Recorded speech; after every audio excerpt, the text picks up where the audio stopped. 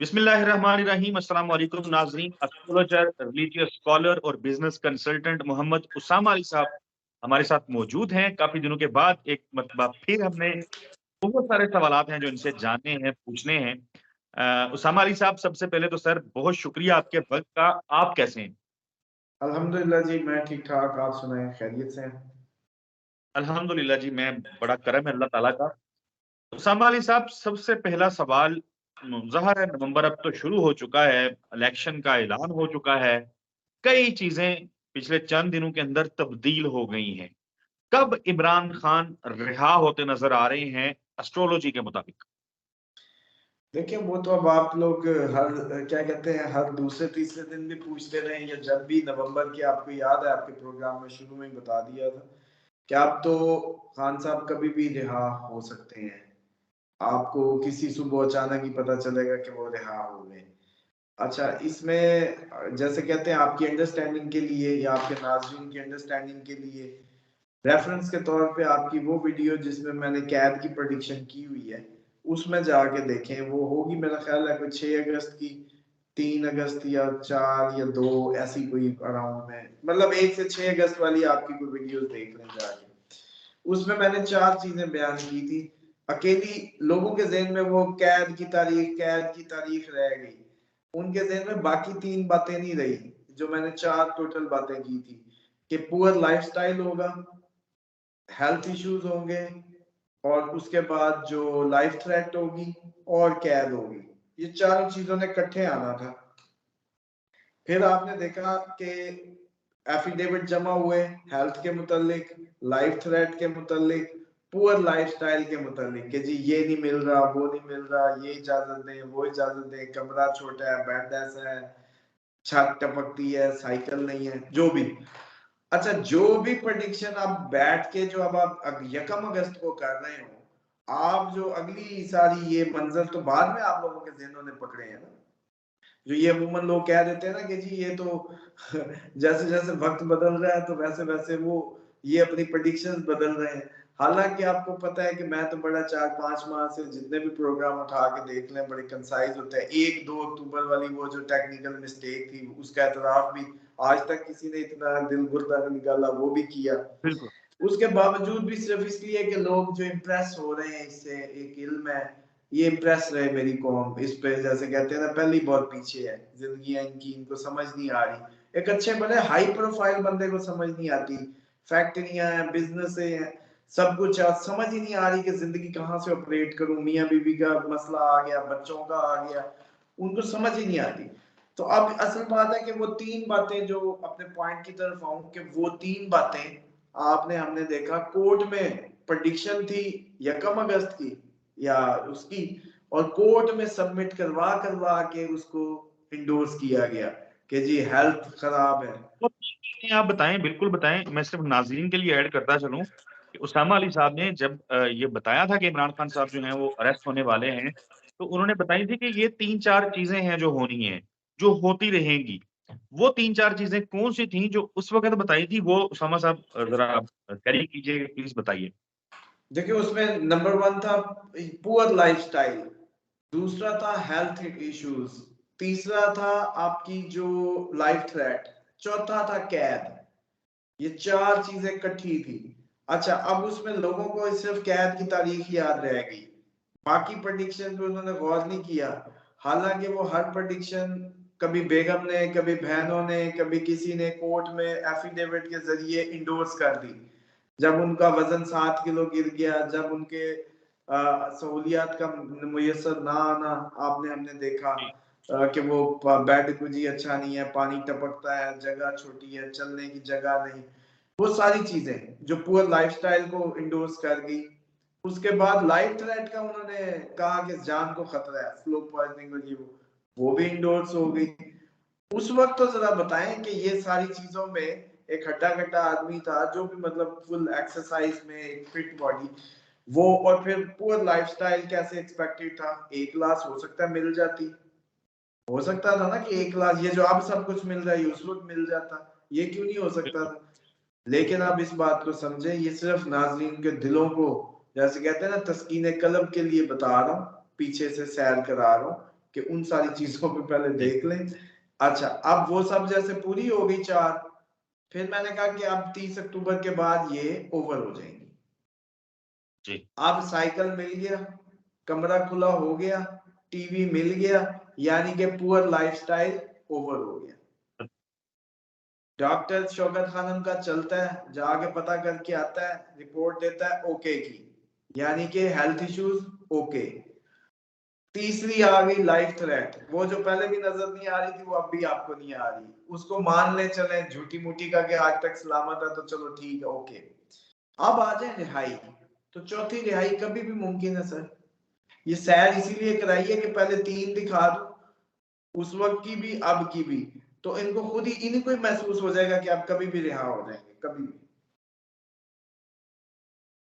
यानी कभी भी से मुराद क्या मतलब ज़ाहिर है मैं तो एक सुबह आप सब उठे हैं, क्योंकि माशाल्लाह पीटीआई के फॉलोअर्स तो तकरीबन लेट राइजर होंगे जो यूथ है, वैसे तो मैं नहीं मानता क्योंकि बुजुर्ग भी बहुत ज्यादा है इनके और डाई हार्ड फैंस हैं। मैं तो अमूमन क्लाइंट्स की फॉर्म में अटेंड करता हूँ, लेकिन जो सुबह उठेंगे अचानक आपको पता चलेगा कि अचानक जी आज केस लगा था, आज जी सुप्रीम कोर्ट ने ये कह दिया वो कह दिया, खान साहब की एक ही तोशा वो रह गई थी साइफर, वो केस ही वो निकला और वो बाहर आ गए और ये बाहर आएंगे।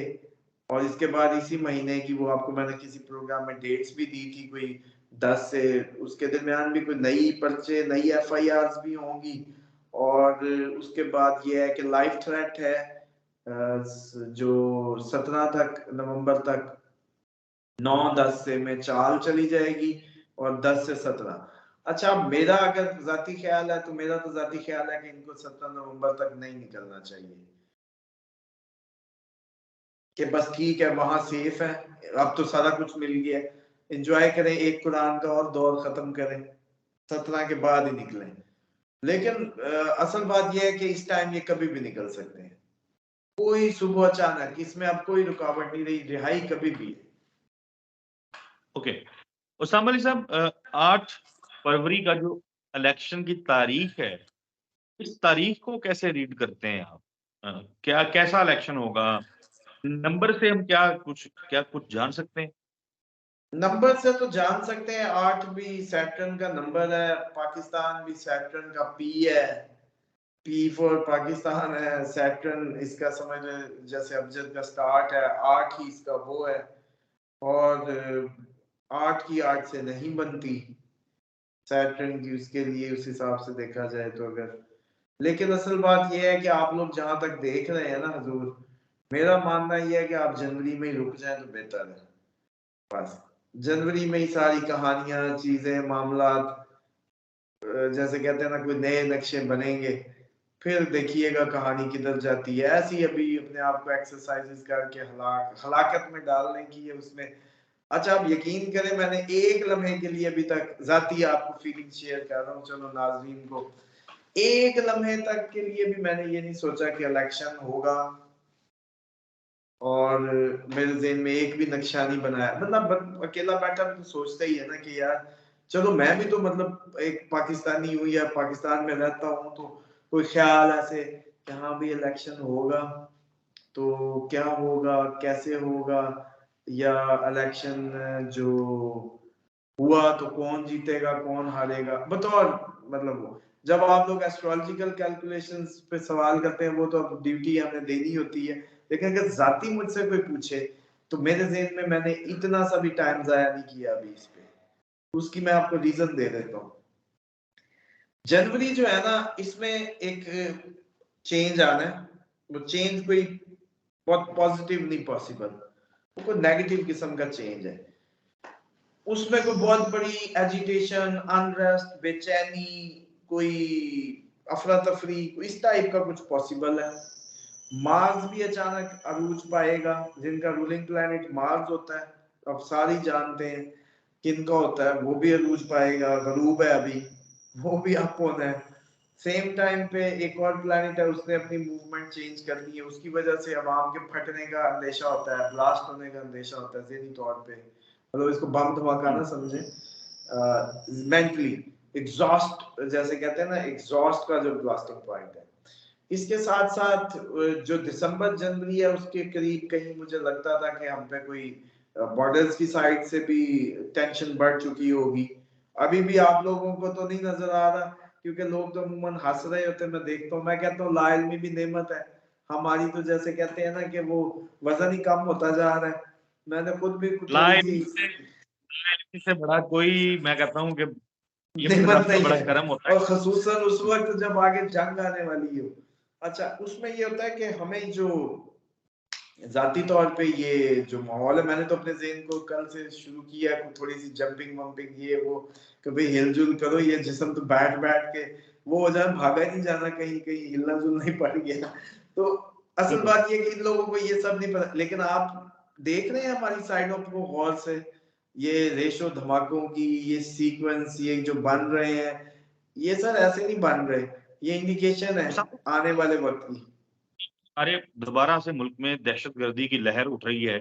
हमने देखा 14 जवान जो हैं वो बलूचिस्तान में शहीद हो गए। आज फिर एक लेफ्टिनेंट कर्नल जो कि वज़ीरिस्तान में शहादत हुई, और लोग कुर्बानियाँ दे रहे हैं, पुलिस एहलकार हों, फौज के लोग हों। तो खुदा ना खास्ता ये जो एक नई लहर है दहशतगर्दी की, ये भी तो तेज़ हो सकती है। अल्लाह ना करे ऐसा हो। यानी इसके कोई इम्कानात ज़ाहिर है रहते हैं, हर टाइम थ्रेट तो रहती है। आपको याद है एक आंधी से एक आंधी से पहले एक प्री वो हवा चलती होती है, बारिश से पहले एक आंधी आती है, तूफान से पहले एक वो जो होती है, हर उससे पहले एक पहला थोड़ा सा वो जो है ना मूवमेंट चलती है, ये वो हो रही है, ये वो चल रही है। इसको ये ना समझे, इतना इजी ना ले इस दफा। और देखिए लोग कहेंगे जी आपको, मतलब हमें क्या पता भाई, हमें कुछ नहीं पता। हमें तो जो थोड़ा बहुत मतलब अल्लाह ताला कहीं दिखा दे जो नजर आता है, कोशिश है कि चलो मेरे जितने भी बिल्कुल। मतलब वो है वो सुन लें।